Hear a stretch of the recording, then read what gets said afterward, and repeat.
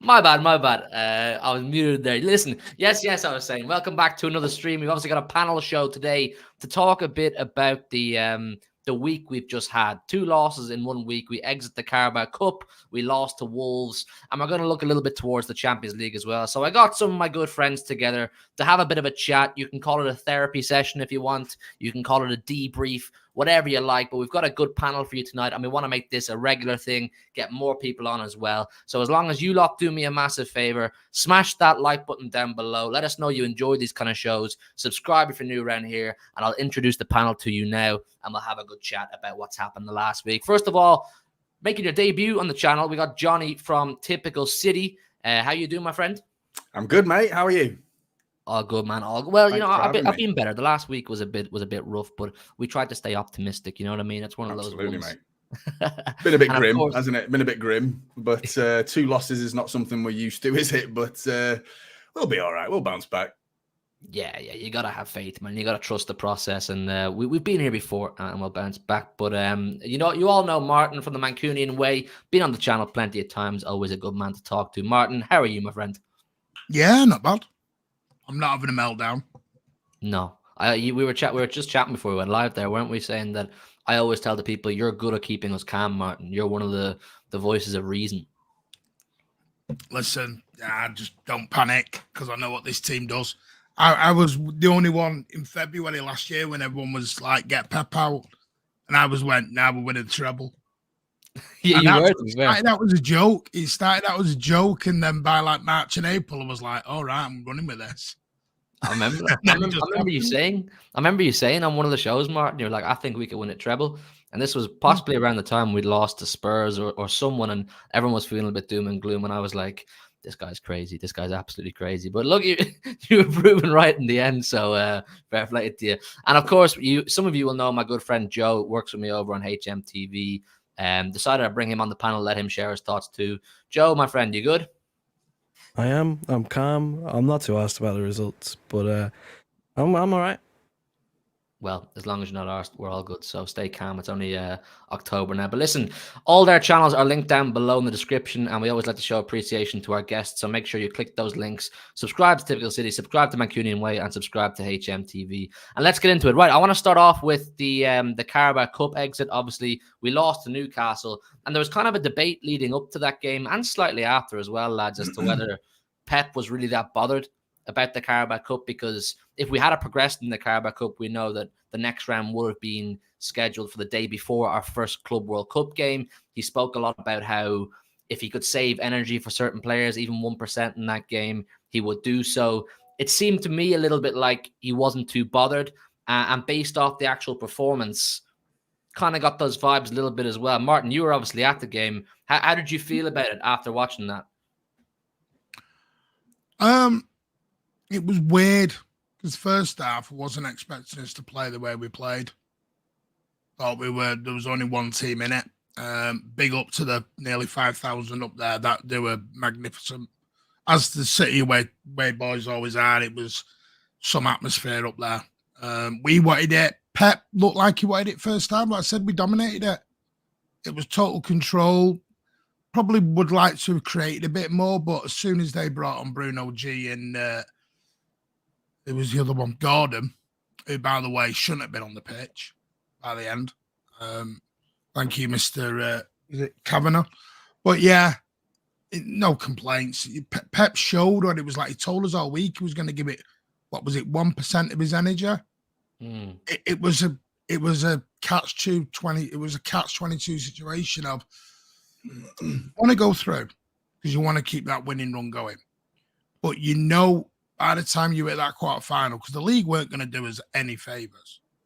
Because I was telling someone, people forget, we would have had nobody from our first team squad.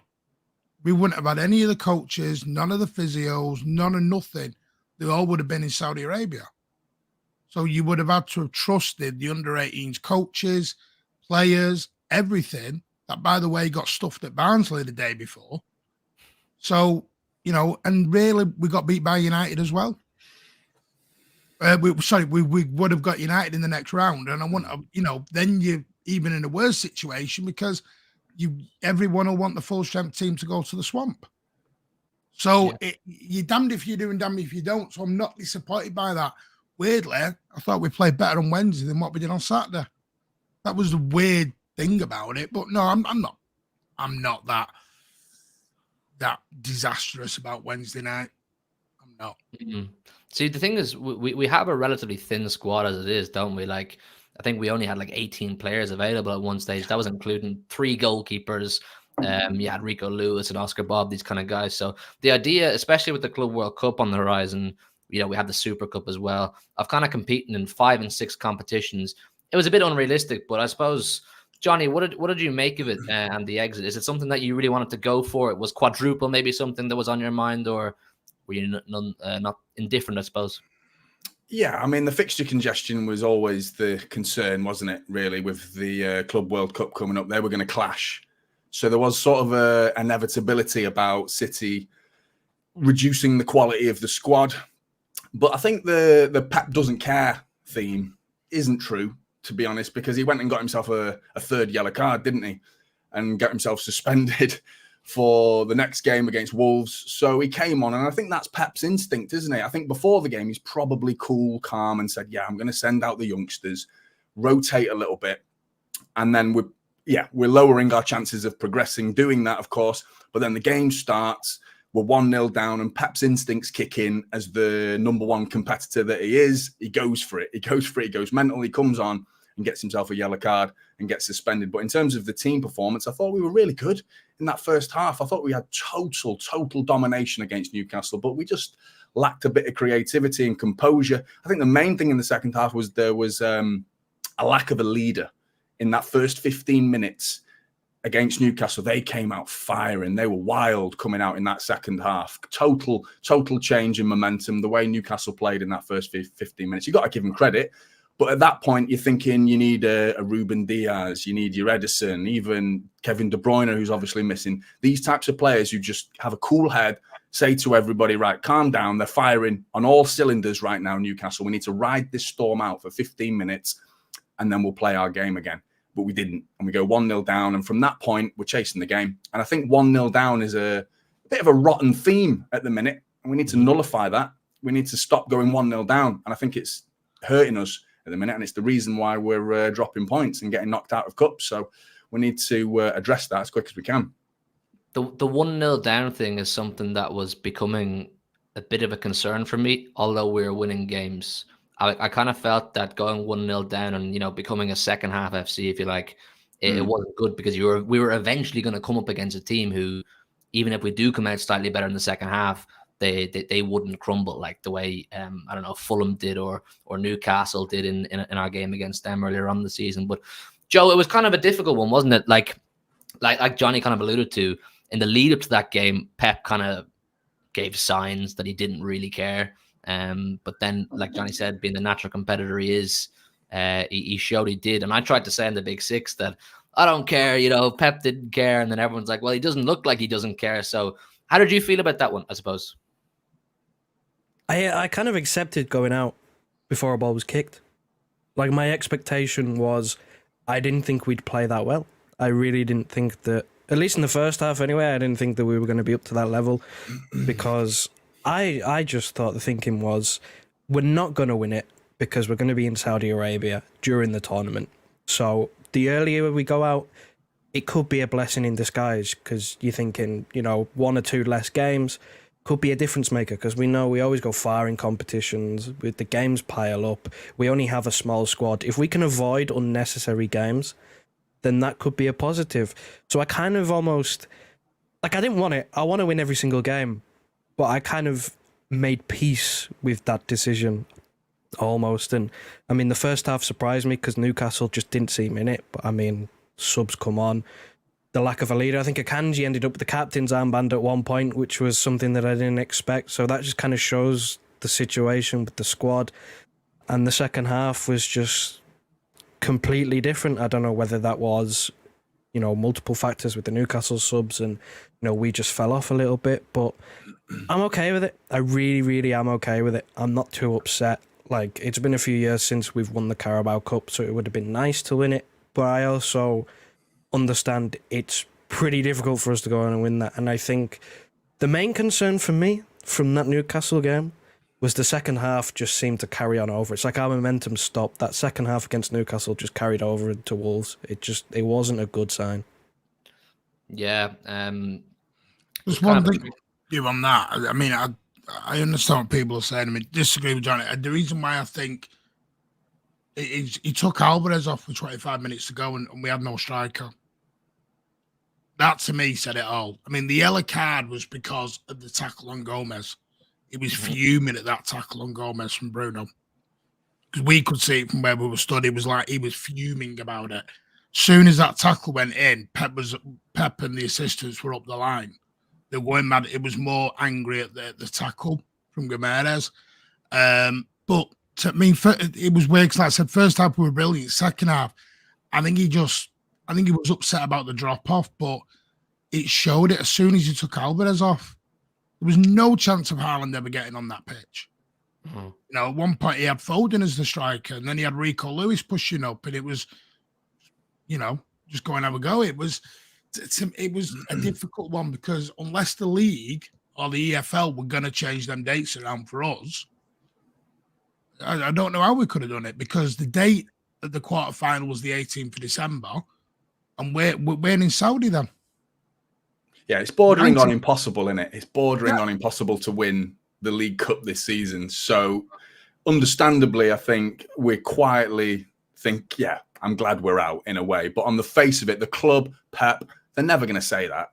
They're never going to say that and admit that. They're going to be open and they're going to be clear with the image that we are City, we want to win everything. But this year, we're in so many competitions. It's pretty hard for us to go and win it all, especially when 2 competitions are one day after another. So it was almost inevitable. And like Joe said, there is a small part of me that agrees with Joe that I'm glad we were out. But, you know, I don't ever really like saying that because I want to win everything. Call me greedy, but I want to win everything. But, yeah. It's kind of a tricky one. Like, I was kind of on the face of it okay with, or in hindsight now, I'm okay with exiting the competition itself. It was very low down my list in terms of priorities. And I never once felt for a second that a quadruple was realistic or and a Club World Cup on top of a quadruple. I never thought any of that was realistic. But my only issue with it was, and this is me being consistent in my own thoughts that I've echoed all through last season when talking about Arsenal competing with us, which is that winning breeds winning. And I just simply wanted to keep the winning momentum going as long as possible. Like, if you remember when we lost or when we beat Arsenal in the FA Cup last season, and they came on with the whole, bigger fish to fry thing, and we're not too bothered about the FA Cup. I remember saying to Arsenal fans, well, what's worked for us over the years is applying ourselves 100% to every competition, because winning breeds winning. You don't have to come in on a Monday morning having felt a loss, or you have to overcome a loss, or you have to overanalyze a loss. So that was kind of my only issue with it, was not continuing the winning form, and it may provide a stumbling block or slow us down. And as Joe kind of alluded to, you can argue it if you want, but maybe it did carry on into the Wolves game. That's up for debate. But listen, I want to talk about one or two more things kind of regarding both games over the last week. But listen, there's over 150 in the building right now. If you just do us a massive favor, smash a like on this stream. Massively helps us see that you guys are enjoying these kind of shows. Subscribe if you're new around here. And the links for all three of these lads' channels are down below in the description. So make sure to click on them, subscribe to their channels, and let them know that City Extra sent you, because we appreciate all of our guests. Got a super chat here as well from Don't Be That Guy. He says, if Bernardo Silva is fit, he must start against Arsenal. How do you guys feel about that? I suppose Bernardo's obviously been injured for a small bit of time now. Martin, would you full send him against Arsenal? Yes, I would like him to be on the bench Wednesday night. I wouldn't like, I think we saw that with Kovacic, when you're coming back with an injury. It's hard just to get. This is the problem, because we've got so many injuries and our squad is so thin. You look at Pep normally, Ruben Diaz is a perfect example. He would normally bring him back slowly. Ruben Diaz spent about 5 weeks on the bench coming back from injury, getting ready, building it up. Same with John Stones. Right now, we've got to throw these fellas in straight away. And John Stones was a mad one, wasn't he? Yeah. Sorry, mate. John Stones was a mad one. Why is he? What's happened to John Stones? Because that Juan Malilo said when he was looking after the team that he's this close to being back fit, but all of a sudden this injury is prolonged, and he's massive for us. The way we ended last season, like Martin said, John Stones has got to go straight back in as soon as he's fit. Because we're missing him massively, even in defensive midfield as a double pivot alongside Rodri, because John Stones is something else. Last season, the way he ended it was incredible, really. But yeah, he's a top player, John Stones. But I think it's, for me, the way I look at that situation, I know what you're saying, and I remember raising that issue on the channel here that Juan Malilo said he's this close to being back, and he's not back, evidently. So I was like, what is going on? But the only conclusion I can draw up is kind of what Martin's alluding to, which is that it's similar process to what he did with Ruben Diaz towards the end of last season. Like, I know it feels like we want to get back into winning form, and you want to see all the best players playing on the pitch again, but we're not at a point where we have to rush people back and risk them damaging further, and maybe that carries on, or they can't play in crucial games later on in the season. So that's kind of the best conclusion I can draw up regarding John Stones. But Bernardo Silva as well, I kind of agree with Martin. I'd like to see him in the squad for Wednesday night. But I want to talk a little bit about a certain player who is on the minds of a lot of City fans right now, and the viewers here on City Extra will know that I've been flip-flopping in terms of my opinions on Calvin Phillips. Obviously, the Rodri red card, out for 3 games. He was going to miss Newcastle, Wolves, and Arsenal. Now, the question on everybody's mind was who would play number 6. Actually, funny enough, regarding John Stones, people were saying if he was fit, they'd play John Stones ahead of them all. But he was not fit. Phillips started against Newcastle. Obviously didn't do enough by the looks of it to earn Pep's trust for the Wolves game. And people are starting to feel they've had enough of Calvin Phillips, or Pep simply doesn't trust them. It's one of the few transfers that has not worked out for Manchester City under Pep Guardiola. And it's a difficult one. It's a difficult one because, as I said, I flip-flop between my thoughts on this one a lot. Like, I like him as a person. I like him. I met him last year. He signed my shirt. He was a lovely guy. And you always want nice people to do well. But Pep doesn't care about nice guys. He's ruthless, doesn't hold sentimentality. And evidently he doesn't trust Calvin Phillips because he's not picking him. I suppose, Joe, where do you stand with the Calvin Phillips thing? Are you just, he ain't good enough, he's not going to play? Or does he need something else? Are we doing something wrong as a club to get the best out of him? I mean, I'm coming to conclusions myself, but you'd let me know. It's hard to come to a conclusion because I'm kind of in the same boat as you. I really like him as a person, but every single time I've seen him on step foot on the pitch, it's just so underwhelming. Like, I get that his job isn't going to grab headlines. It's not going to get in the highlight reels because his job on the football pitch is more the ugly side. It's the defensive side. It's stopping counterattacks, cynical fouls, things like that. It's not going to get the headlines. But at the same time, it feels like he's just non-existent when he's on the pitch. I can't point to any moments where I've gone, he's done really well. Like, I think on the ball, in terms of his passing range, that's fine. I have no issues with when he's got the ball at his feet. He keeps it ticking. He's got a decent long pass on him.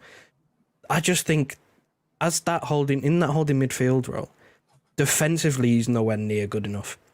He's nowhere near good enough. He's so slow. He looks 5 steps behind at times. Now, I get he doesn't play football a lot, but you can't be that slow. His job is so important. We've seen the evolution of Rodri, how good he's become and how important he is to the side, that when you're, 2-3 steps behind, that just can't be allowed to happen. And especially when it comes to, we're in a stage now where every game is important because we've pushed the boundaries in the Premier League to where you need 90 points to win it. At least 90 points to win it.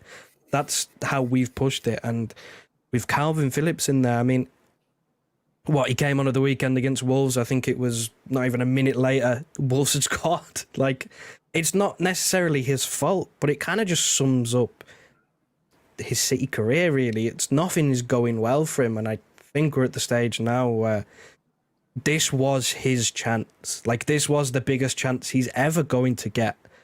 And he hasn't really taken it because Pep didn't even start him against Wolves. That's kind of what I said after the Nottingham Forest game. I said this week, Newcastle and Wolves was going to be the biggest week of Calvin Phillips' Manchester City career. Johnny, how did you assess Calvin Phillips' week and I suppose his time so far at Manchester City? It's been brutal for him, to be honest, isn't it? He got that injury away in Barcelona for the that mad friendly that was a charitable friendly for whatever reason it was, and ever since then he's just been on a downward decline, hasn't he?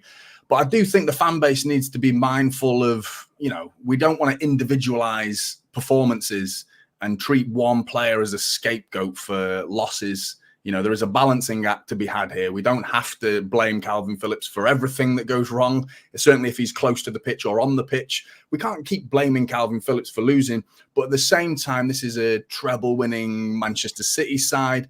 And every time I've seen him, like Joe said, underwhelming is a good word to use, really. It has been a bit of there's no authority to his game. I don't think he's grabbing the chances with both hands. I thought the timing of the substitution against Wolves was odd, really odd. 1-1, you bring in Calvin Phillips on. What was the thinking behind that? I'd love to know what Pep's thinking there at 1-1. At 2-1, if we're leading 2-1, you understand it. But why bring him on when we need another goal? There is something odd, whether it was tactical or whether it was just fatigue, something like that. I don't know. But it was so damning that they go and score, 2 minutes later after he comes on. Like Joe said, again, nothing to do with Calvin Phillips. He was miles away from the action. If anything, it was Nathan Ake who had a really rough day against Wolves. But again, yeah, it becomes quite easy to point the finger at Calvin Phillips, and he has become a bit of a scapegoat, which I think is harsh. And I'm not really interested in personalities, and I understand he's a nice guy and things like that. And I agree with Pep's ruthless nature to be like, I don't really care if you are a nice guy. If you're good enough, you're good enough. If you're not good enough, you're not good enough.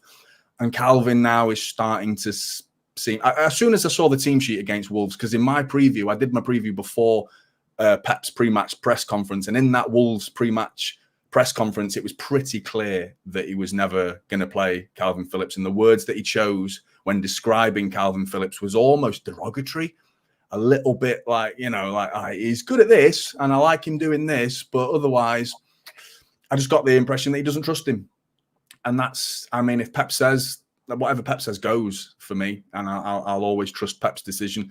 But then to bring him on at 1-1 sort of contradicts all that, really, and I don't really understand why he did that. But ultimately I think it's, I can't see a long-term future for Calvin Phillips. But if we need him this season, we're going to have to use him and we're going to have to get behind him, So, yeah. I echoed those thoughts massively on I did a press conference review stream in the build-up to that Wolves game, and I thought those comments Pep made about Phillips were they really look like a man or sound like a man who just doesn't trust Calvin Phillips whatsoever. Like saying things like, he works so hard and he's great, kind of like, he's great in the dressing room or off the pitch kind of thing, not really complimenting his actual footballing ability, more so just his application and his work rate, I thought was not a good look. For those of you in the stream now who watched that press conference stream or review stream, you'll know how I felt about that. And it was a bit telling. But Martin, I suppose, what are your thoughts on Calvin Phillips? A lot of people think it's possibly done. I was talking with someone quite close to the club yesterday. I think there's a little bit of protection now coming in from Pep. Because I think Johnny just touched on it then. The scapegoating on Phillips and Grealish is known within the club now. Right. The club know what the fans are doing online, or some of the fans are doing online. That's why Pep mentioned it's even been talked about in press conferences now. That's why Pep talked about Calvin being the nice guy and this, that, and the other. He's trying to big him up because at the moment it's a bit of a protection by now not playing him. Because as you saw on Saturday, he came on the pitch. Was it his fault for the goal? No, not really. But he got the stick for it. When Doku and Ake got away with it. So you ask yourself the question of, it's now become an easy thing to blame Calvin. Calvin had 20 minutes in that game. Grealish had 10 minutes in that game, and they both got the blame for the result, which was mind-boggling at the moment. I think as fans, I think some of it is, I think as fans, we're not used to losing anymore. So we're immediately looking for the scapegoat, the reason why. The general gist of it is nobody played good on Saturday. We were poor as a team. Top and bottom of it, we were just poor as a team. We didn't defend as a team. The transition Wolves were 100% quicker than us in. And to me, it was a weird one with Phillips, like Johnny just said. It takes a player 10 minutes to get into the flow of the game and the rhythm of the game. He hasn't got the time to come in and do that. It wasn't the time. For me, he needed to have started. You mentioned it on StreamQ.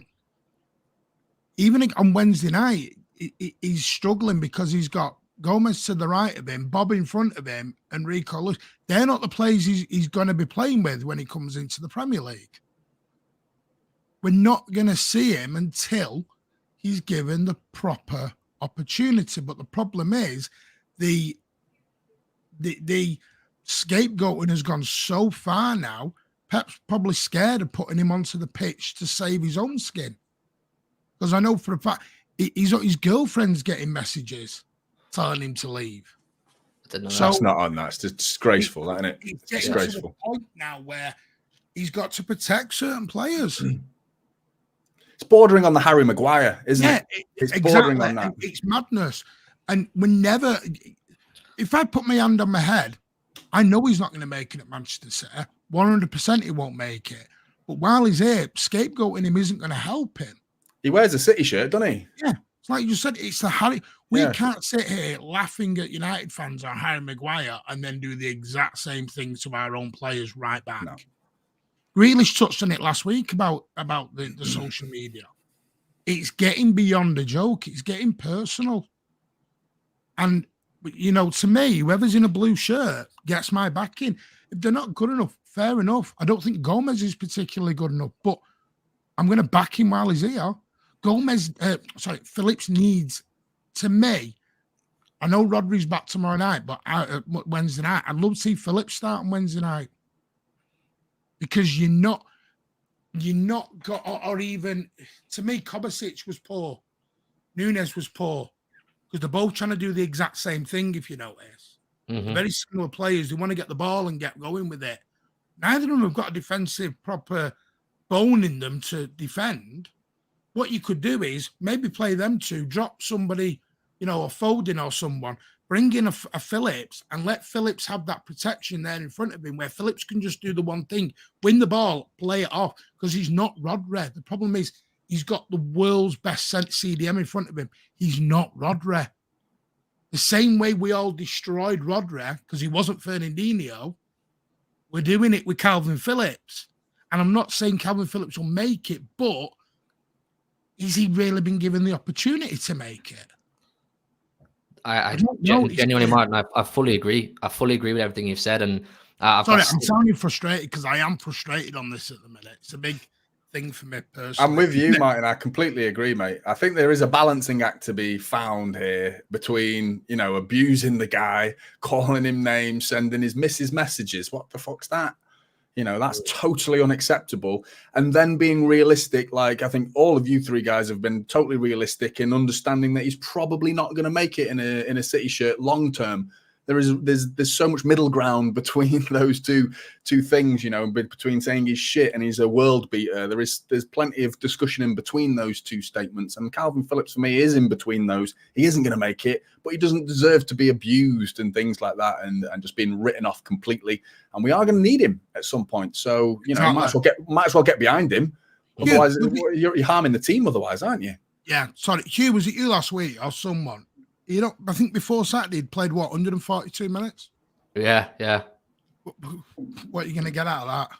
That's what I said. I don't know how you can expect a player who's played 140 minutes leading up to the game, most of them or all of them just 10 minutes here and there, bit part minutes, to come in. And I said to the chat, I was like, do not expect him to just look like Rodri. Like we've come accustomed to watching the best CDM in the world consistently, week in, week out, look as good as Rodri does. It's not realistic to expect anybody to play like Rodri. Kovacic, look at him against Wolves. Kovacic is an experienced footballer, played at the highest level for many years, and he didn't even get close to the way Rodri plays week in, week out.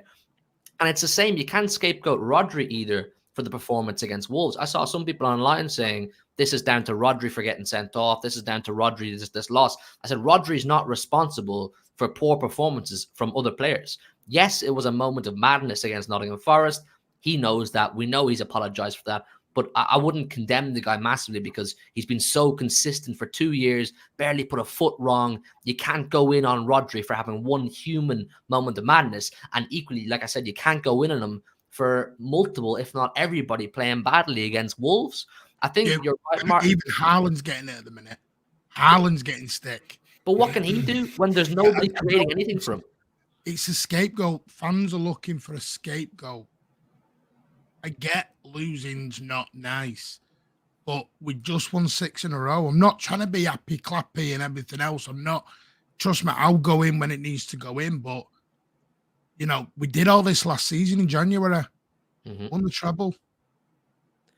I'm not saying we're going to win the treble again, but if it turns into 3, 4, 5 defeats, then yeah. Then we'll sit down and we'll have a discussion. Is there a problem? Is there a question that needs to be asked? But one defeat? Nah. Way, way over the top. Yeah, Wednesday night's massive, really. Not just for the game as an individual game, but in terms of momentum. We need to stop the rot. 2 losses. And if you turn that into 3 losses versus RB Leipzig in 3 different competitions, and you're about to go away to the Emirates and potentially face your 4th loss, that's what makes Wednesday night so big, because it isn't just as a game, it's a momentum thing. You got to swing the momentum back in our favor, go away to the Emirates with a win under our belt away to RB Leipzig, and then we're laughing again and we're smiling again. And we don't worry about who's playing like Calvin Phillips and is Grealish going to beat his man and all that stuff. We don't worry about that because we've just won our last game. Whereas now we're fixating on what's wrong with Manchester City. And there is a certain degree of expectancy and bordering on like entitlement from City fans because we're so fucking good. We keep winning everything. So I understand City fans being a little bit harsh at times and being unrealistic at times, but we do need to check ourselves once in a while and just recognize that, things don't always go your way. Like Ruben Diaz, that could have gone anywhere. All of a sudden, Neto's cross ends up in the back of the net. It's just sod's law. That's football. It's just one of those days, wasn't it? But really, I think Wednesday's massive. It's huge. I tweeted that. I said after the game against Wolves, I was like, a good performance, a good solid performance against Leipzig and a win, and we forget about the Wolves game pretty easily, get back to winning ways kind of thing. But I want to move in for the last sort of 10 minutes of the show. I want to move into the sort of week we have ahead because we won't get to speak until after the Leipzig game and the Arsenal game. But there's nearly 250 of you in the building. So I assume you're all enjoying the show, which is absolutely great. I love that there's great numbers here. If you do us a massive favor, like I say, it really helps us when you smash the like button. It shows us you're enjoying these kind of shows and we can get these great guests on more regularly. Subscribe if you're new around here. We're on the road to 90K, I believe, right now. And the link for all three of these great guys' channels are down below in the description. Make sure you do go over and subscribe to Mancunian Way, Typical City, and Joe is going to get crack out on HMTV very soon. Let them know City Extra sent you, because like I say, we always appreciate our fantastic guests to come on. So that's a little job for you guys to do. Right, we spoke a little bit about Leipzig. Obviously, first game of the Champions League was Red Star Belgrade. A very much second half performance once again. But Leipzig, I read, it's actually a place we've never won away. I know we've seen quite a bit of them in the last couple of years, but they're a good team. They're doing very well in the Bundesliga from what I can see. They're giving Bayern a bit of a hard time in the last couple of months. I think they've drawn with them or beaten them once and drawn with them twice. I know that we've taken Vardy all off them. I suppose just in short, Joe, we'll start with you. How do you feel about the Leipzig game? I think it's a good one to go into straight after a loss, because it's a tough game. And then if we win that and play well, we're all happy again. Yeah, I mean, I'm looking forward to it. I'm surprised we've never beaten them. It's not something that would have come to my head. It shocked me a little bit, but then again, when you think about it, there was the Walker red card a couple of years ago in that meaningless group game. Obviously, we drew with them in our infamous away record in the Champions League last year, where we just, kept it tight and then slapped whoever it was at home. So I don't know how I expect this game to go. I'm kind of sick of the sight of Leipzig, to be honest. I wish they would just go away and give us someone else, because it is a little bit boring. But we had that spell playing Shakhtar every 5 minutes, didn't we? Oh, God, Jesus, that was brutal. That was it's RB now. It's Leipzig now. Yeah. But it's interesting to see how it goes, because we've stolen their best defender, and obviously Szoboszlai's gone to Liverpool, so they've lost out there. But in terms of the way they've been playing, like they slapped Bayern in, their version of the Community Shield. What was it, 3-0? I think they drew with them the other day as well. So they're not a bad side. We know that they like to go forward. We know that the Bundesliga is infamous for their lack of defending, but no shortage of goals. So given the fact that we currently like to go 1-0 down, should make things a bit interesting. Yeah. They're a good team. They're scoring goals, Leipzig. Martin, what are your thoughts on this one? Leipzig and ourselves, obviously the two teams tipped to go through this group. The scoring, I think it's on average about 3 goals a game. Yeah. They are scoring goals. They're going to want revenge on last season, because that 7-0 will be in the back of their heads. Definitely. No doubt about it. Whenever you get slapped 7, you want that revenge. I presume Gvardiol was saved for this game. I was shocked he didn't come on Saturday or even play. I really was. I was shell-shocked at that. But I'm still confident. I am still confident. I would like him to maybe mix it up a bit. Maybe see a little bit of Grealish and Doku together. Maybe a little bit. Then you've got that mixture of directness, and you've got the control as well on the other side that you can... so you're not losing it as much. Intrigued on Walker, because I think Walker started the season so well, but I think I'm not sure what his position is this season. Is it right winger, right wing back, right back? I don't know what his whole positional is at the moment, because I think looking at it, I think that's why he swaps Doku over from the right to the left, because you obviously can't Walker doing that and then Doku on the same side. So I am expecting us to bounce back. I'd take a narrow 1-2-1, win. I do think we'll bounce back, because when was the last time we won 3 on the bounce? That's got to be, before Pep? Lost 3 on the bounce, yeah. Lost. I can't remember, mate. Before Pep, so. And then going away to the Emirates as well. It's not good, is it? I honestly think they'll get a reaction. Pep's going to get these boys up. It's just, obviously, we need to know what the state of play is with Bernardo, with Stones, and where they are. The problem is at the minute, we can't, like Pep said himself, we're not getting a lot of training done, because there's games every 2 or 3 days. We're having to travel, play, rest, travel, play, rest. And they're all away. So we're not even getting proper training at the minute. It's rest and play and travel. But yeah, I expect it to be tough. I think it'll be us and Leipzig that'll come out the group. But I expect us to get a narrow win. Yeah, I could see it. But considering all the variables, Johnny, do you think a draw will be a good result? A draw would definitely depend on the circumstances of the game. Before the game, no, I don't think it would be that good a result. I think mainly because of momentum, the factor of we've lost the last two, it would be, the headline would be City haven't won in 3, rather than City have turned around 2 losses and they've bounced back and won. I think if we go 1-0 down or 2-0 down and come back and draw the game 2-2, some hypothetical situation like that, then maybe a point, but no would be my answer. I'd say we need to win this game. I think we need to put a marker down for the Champions League, and RB Leipzig are a really dangerous team to go up against. And I think we're going to face similar style to what we faced against Newcastle, what we faced against Wolves, because their last game they drew 2-2 with Bayern Munich. They went 2-0 up. Harry Kane and Leroy Sané, familiar name, came back and turned it round for Bayern Munich. But the formation that they played is interesting because they played a 4-2-2-2, which is incredibly narrow. And that's how Wolves stopped us. They blocked the middle of the pitch. And Newcastle, they blocked the middle of the pitch. They forced us wide. And they knew that because Foden was inverting as a right winger, tucking in, allowing Kyle Walker to overlap, as Martin alluded to there.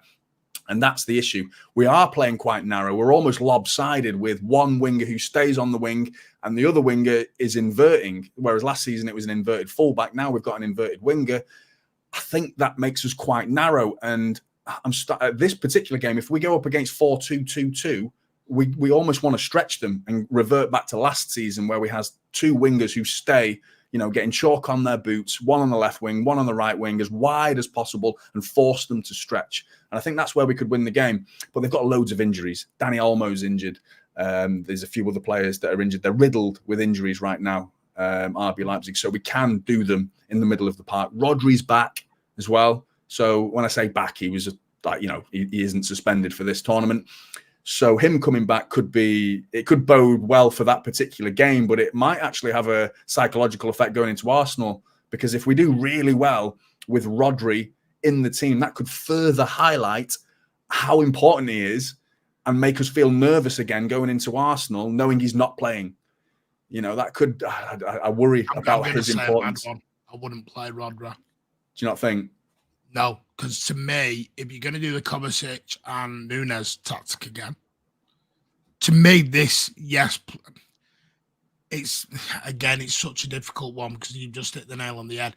Do we play Rodri, get the result, and then Sunday walk in and Kovacic and Nunes or whoever you're going to play in there, whether it's Phillips, I've had no proper warm-up time to get ready.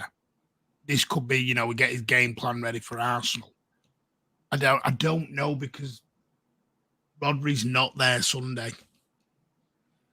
Yeah, so, the issue with no Rodri is he'll be out for 4 games, and it's like, we were talking before about bringing players back slowly. I know he's not injured, but 4 games he'll have not played then in a row. Where's your match fitness? You expect you're going to throw him straight in to the team? I know he's that good. He probably can be thrown straight in, Rodri, but he'll come back. He'll be a bit rusty. 4 games of not playing any football whatsoever.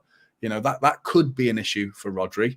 But really, I think we've got to take the game to them. We can't go 1-0 down.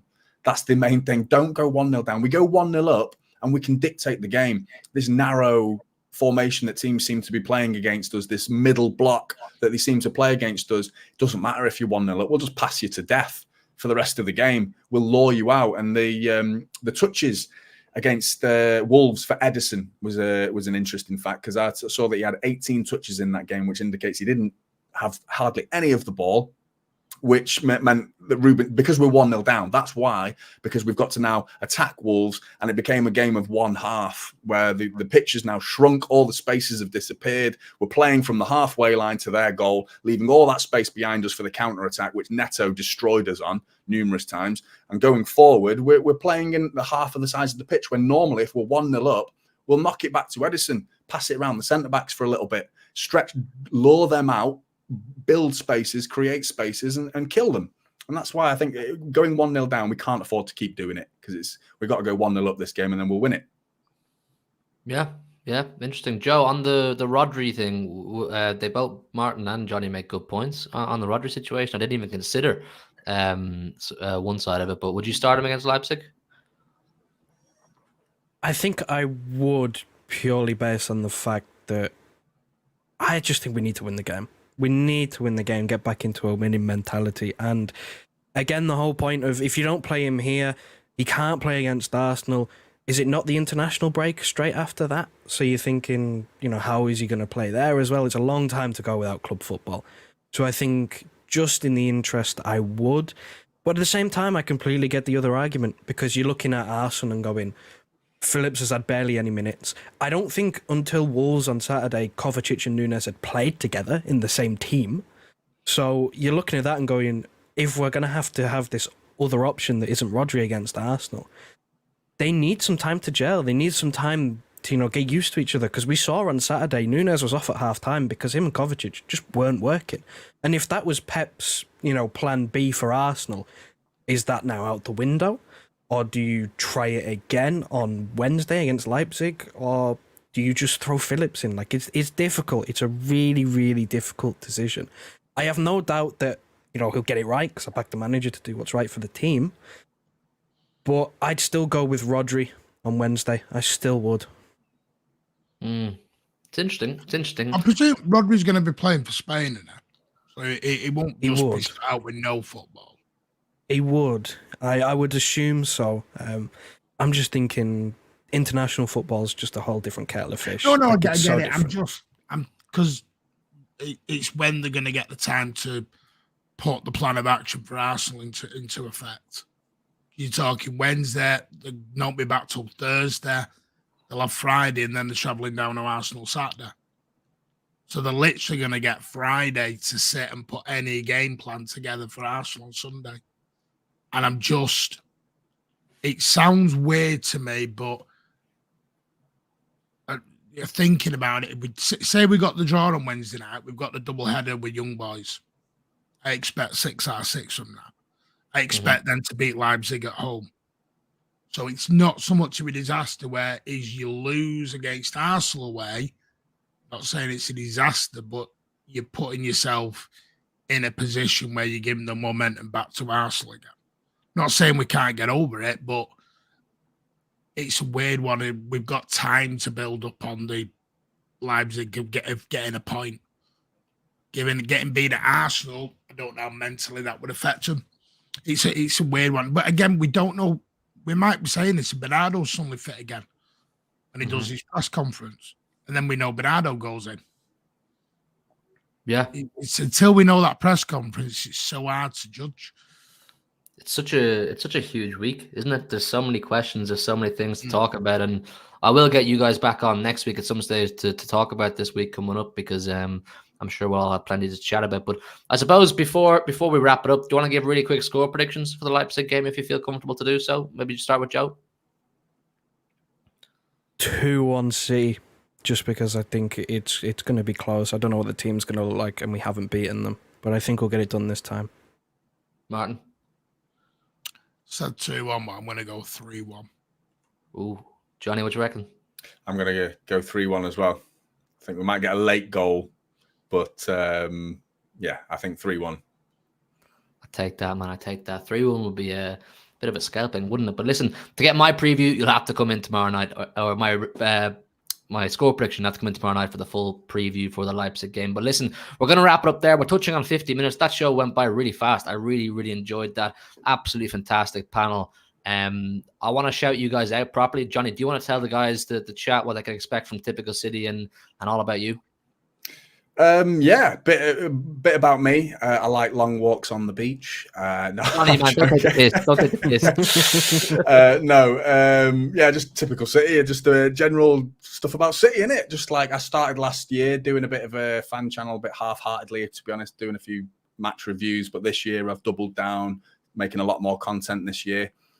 And I'm enjoying it. Yeah, it's good fun. And I apologise for my camera, by the way, if it's been absolutely shite. Stuttering and stuff. I'll fix that for the next one. But thanks for sticking around anyway, guys. No problem at all, man. You're fantastic. Great debut on the channel. Make sure to Cheers, go over mate. to Typical City People, subscribe to his channel. Like I said, we always like to appreciate our great guests. Get him up to whatever his next goal is in terms of subscribers. Martin, let them know what's coming up on the Mancunian way. Yeah, we're got the Arsenal preview coming up at some point. We'll do a post match Leipzig straight after the game on Wednesday night. Then obviously we'll do all the build up to Arsenal. We're trying to get to 3,000 subs some point as quickly as we can. So any help towards that would be appreciated. Yeah, I'm just, as people call me, the old dinosaur, as I get told. Who You're not needs that to, old, Martin. You're not go that back old, to though. main road. Yeah, listen, chat, make sure to go and subscribe to Martin as well on Mancunian Way. Do your best to get him to 3K. We always appreciate his contributions here on City Extra. And we need to get you on the fan cams as well sometime soon, Martin, whenever you can make the journey around to the South Stand. Yeah.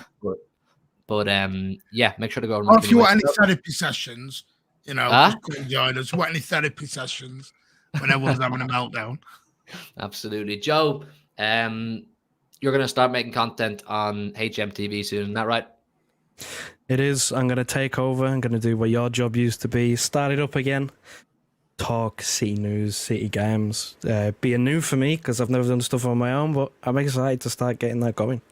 Listen, Joe's a great guy, chat. You guys know that as well. So make sure to go to HMTV and look out for when Joe starts making content. He'd massively appreciate your support. In terms of the next week, we've got a very big week coming up here on City Extra content-wise. Tomorrow, we have the DAPS show, the beginning of the DAPS show, episode 1. We're going to go live at about 6 p.m., myself and DAPS, talk about some of the things we talked about tonight, talk a bit about Leipzig, and just have a good chat with DAPS. You know he's always got plenty to say. Myself and Jordan will do a full preview for the Leipzig game. And then next Monday, people, I'm not going to give it away what it is yet, but something really big is coming to this channel every Monday at 6 p.m. So you'll have to keep an eye out for that. Turn the notification bells on. It's huge. I'm gassed. I'm excited for it. We got it confirmed today. You guys can let us know in the comments what you think it is. And I might like the comment that gets it right. I might help you guys know what it is, but it's huge. So keep an eye out. Make sure you like this stream if you enjoyed it. Like I said, support the other 3 guys. Subscribe if you're new around here. And we will see you next week, hopefully with the same guys and some more people to discuss the big week ahead. See you Just a quick one. You go on. rest in peace to Francis. Franny Lee, mate. Sadly Yeah, lost today as well. absolutely, I do apologize. mate. I actually meant to say that at the top of the show. I actually meant thank you for reminding me. Rest in peace to Francis Lee, obviously a legend of the club, both on and off the pitch. So, And if you don't know him, go and Google Franny Lee versus Norman Hunter, because that'll give you an idea of what he's all about. YouTube that, Franny Lee versus Norman Hunter, and you'll get an idea of what he's about. He played for Derby at that point, but he went out swinging. Good player. there you go. Rest in peace, Francis Lee, a true legend of Manchester City. And yeah, like I said, we'll see you next week. The same guys be back and hopefully a few more faces as well. Thank you all for coming in a bit.